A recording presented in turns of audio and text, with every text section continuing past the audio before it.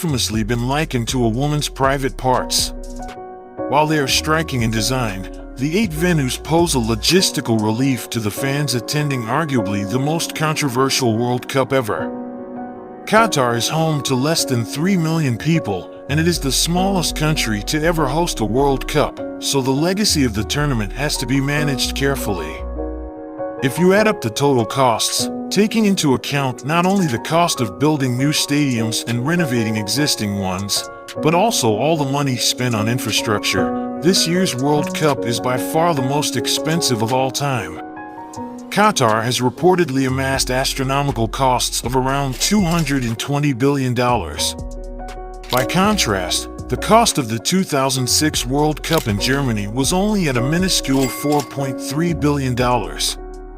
But it must be taken into account that the costs associated with the new stadiums in Qatar are only in the order of $7 to $10 billion. The bulk of the spending is infrastructure-related costs, which are part of the broader Qatar 2030 plan. The stadiums are all situated within a 21-mile radius of central Doha and will be linked by a metro and tram system, making it possible to watch more than one game in the same day for any fan wishing to do so. With high summer temperatures, each stadium is equipped with solar-powered cooling technology to keep the temperature at 27 degrees Celsius. All stadiums are eco-friendly, and their temperature will be controllable.